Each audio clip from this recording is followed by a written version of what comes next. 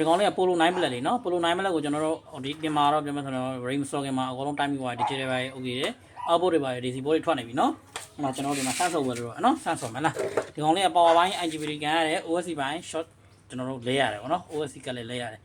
ဒီကောင်က power short ကဘာကြောင့်ဖြစ်သွားလဲဆို OSC ကမှာ error ကြောင့် short ဖြစ်သွားတာ power မှာနော်အဲ့တော့ကျွန်တော်တို့က power ဘိုင်းပဲကျွန်တော်တို့ကတိကျမဲ့သွားလဲလို့မရဘူး OSC ကပါသူ့မူရင်းတစ်ချက်ပါကျွန်တော်တို့ခါလေးပြင်ပေးရတယ်ပေါ့နော်ဟုတ်လားအဲ့တော့ဒီကောင်ကျွန်တော်တို့ကစမ်းမယ်နော်ဖွင့်မယ်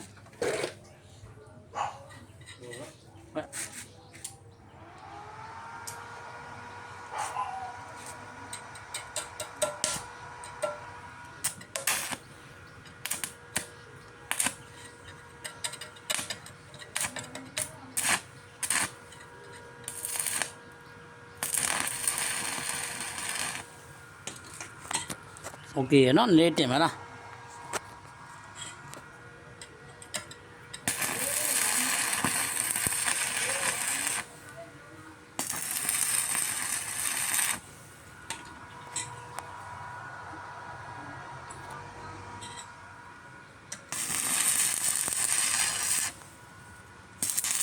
စောရတဲ့အရာသားလေးကတော့စစ်စစ်လေးပဲเนาะစောလို့ကောင်းတယ်